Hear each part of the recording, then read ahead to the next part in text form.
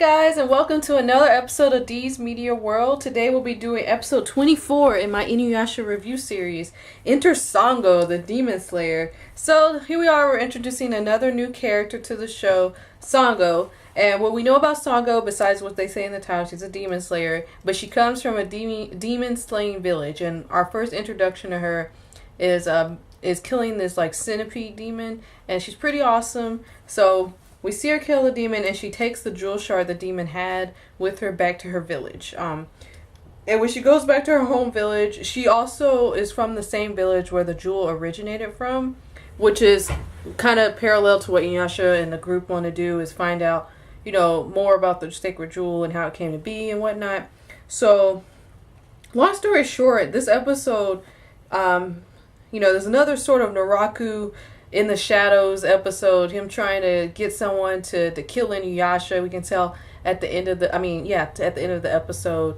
And he does like all of this just to get Sango to kill Inuyasha. Instead of like just hiring her. I know like rage and anger and stuff will be like a motivator for her to try and kill Inuyasha in the next episode, clearly. But like if he had maybe tried to just hire her to kill Inuyasha when she's in her full health, that would have been interesting. But anyway, but he's evil, so he doesn't, do nice things. He has to take it 3 steps beyond.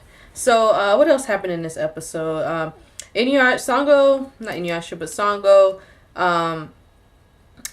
before that, we have a small discussion with Inuyasha and Moroku about if Inuyasha still wants to be a full-fledged demon when he gets the jewel.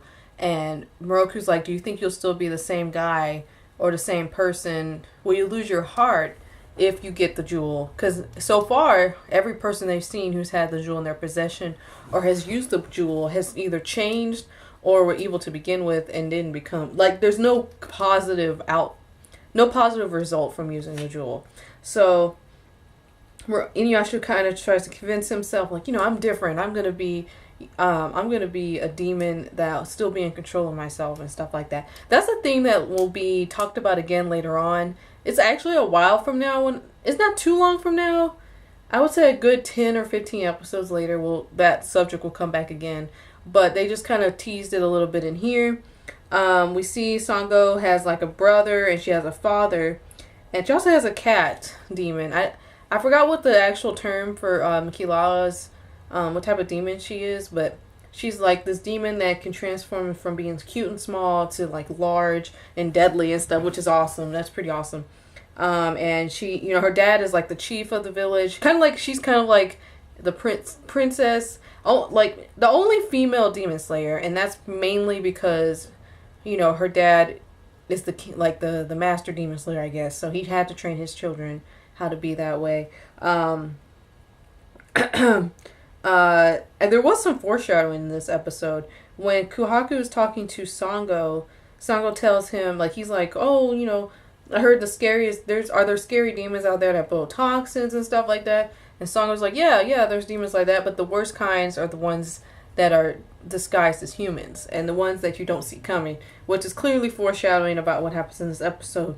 So let's get to, like, the meat of the episode, which is when the demon slayers go to the castle to defeat this demon.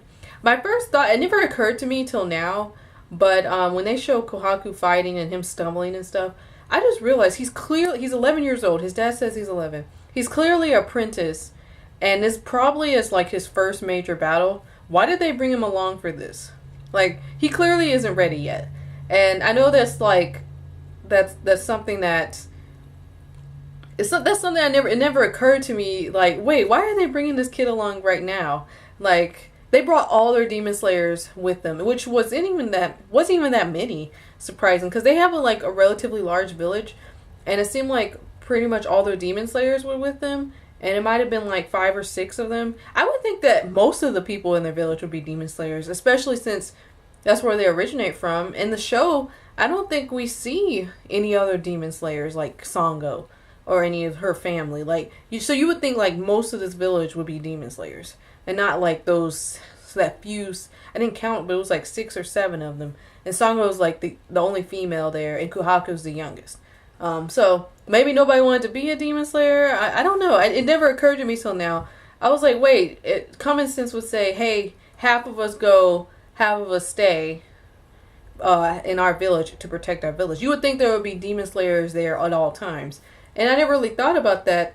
But yeah, like, why are there only so few demon slayers if that's where they originate from? Like, if every village had demon slayers, I can understand that. But this seems to be like the demon slaying village. Also where the same village where the sacred jewel was formed. So it would have made sense that at least there would either be a lot more demon slayers, or they would have at least left some of the demon slayers behind, because that demon, yeah, he was easy to take down. And but obviously it was all a trap.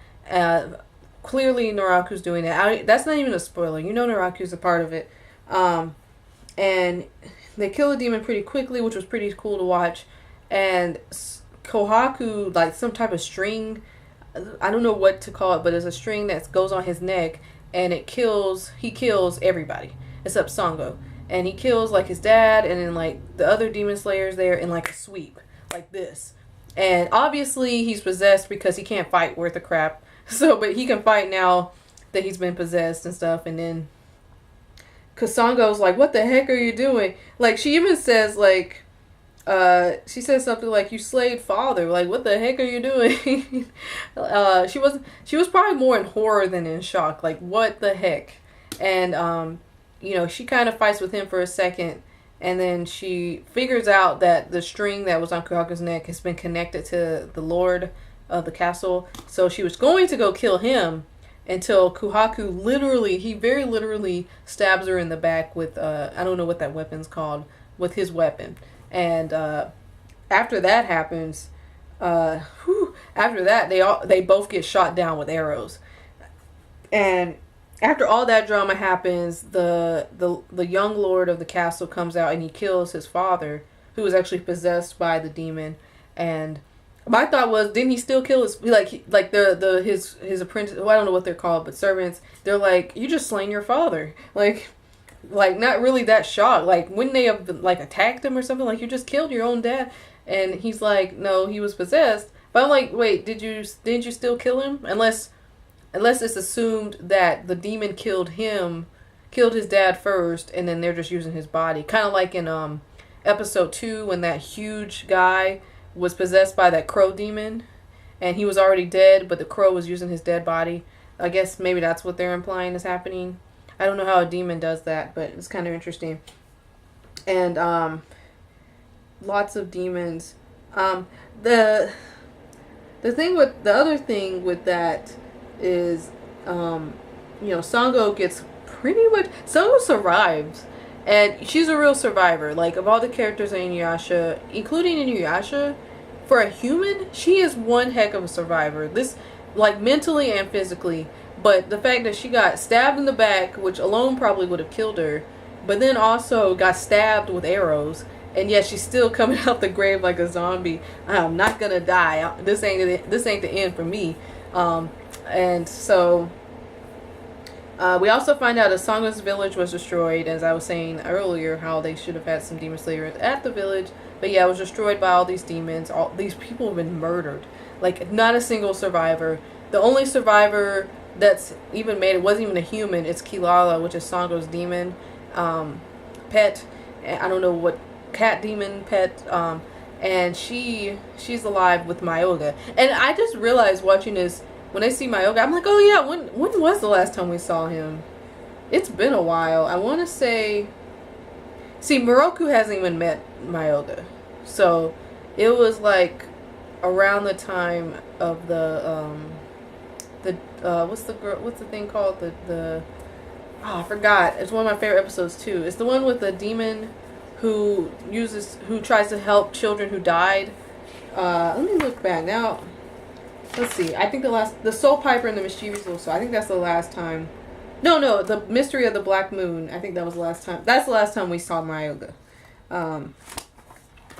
In the black hair Inuyasha. And I was like, oh yeah, because Myoga, that's another character. Because the characters always come in like my words are messed up today, but they always come back, and like right when you almost forget about them or you forgot about them, they pop up again. So like Shoshomru will be back soon enough. He hasn't been here for a couple episodes. It's only been like 5 or 6 episodes. But yeah, like that's kind of what I was like, oh yeah, Mayoga's here, and he's been trying to figure out. He wants to learn more about the jewel himself. He's been hanging out with Kalala. I actually was curious where Kalala was during all the shit that was happening at the village, like when everyone was getting slain. Was she not there? Was she somewhere else? Maybe she was hanging out with Mayoga. I don't know, because I would kind of see Kalala as someone who would try and protect, die protecting the villagers. But I don't know. We don't know. Of course, I don't want her to die, but I was just kind of, that's something I just wondered. Let's see. And then at the end of the episode, Naraku talks to the Lord, because Sango comes out of the grave, and she's like, I'm not gonna die, and he's like, oh, you lived, and he put her in a room trying to heal her and saying like, I'm glad you survived. And they have this conversation between Naraku and the Lord, and he's like, oh, this Inuyasha is the one who slayed your village. And then of course that's another let's get Inuyasha plot. This is probably the third one. Yeah, technically the third one. If you count Kikyo trying to kill Inuyasha, he pinned Inuyasha and Kikyo against each other. Shishomaru against Inuyasha, but that was already there. But it still counts because Naraku played a little bit of a part in that. And in this episode, and in the next episode, with him trying to get Sango to kill Inuyasha. And that's how the episode ends. I really like this episode. Sango is one of the best characters in the show. I don't know if anybody hates Sango. Like, most people love Shishomaru. Most people love Moroku. Some people have different opinions about Kagome and Inuyasha separately and together. But I don't know if anyone hates Sango as a character, because she's very, like, for a female character, she's very strong physically, but not mentally. We'll get to that at some point. But she has a lot of sense. Like, she does what you would do to some degree. Like, you get her. That's kind of what it is. She's kind of she's the character you want to be. There's always, in a good show, there's always a character that you sort of want to be like and identify with, which is like, oh, Sango can fight, but she's also really smart and stuff like that. So I really like that so far. We'll see more of her character, in the next couple episodes and stuff. We're getting to know her. But yeah, like you learned a lot about her kind of in this episode. You learned that she has a brother. She cares about her brother. She has a dad. Her dad, I think she's still in shock. She's in shock about what everything happened. She even says something like that when she wakes up. And she was like, did this happen? Like, is this what happened to me? Or happened to my family? And then she finds out her whole village has been massacred. And, she's a survivor, literally, because I don't know how anyone could survive that. But she's awesome. And I'm excited to see more about her in the next couple of episodes. I know I forgot what the name of the next episode is, but this is, the first part. But what makes this work, unlike some of the other episodes where there's clearly a first part, is that this one you need this episode to understand Sango before the betrayal, before she gets, Naraku comes in and ruins her life. Like, what's her life before?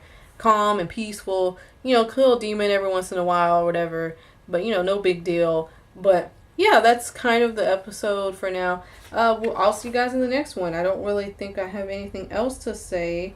Until next time, guys. Bye.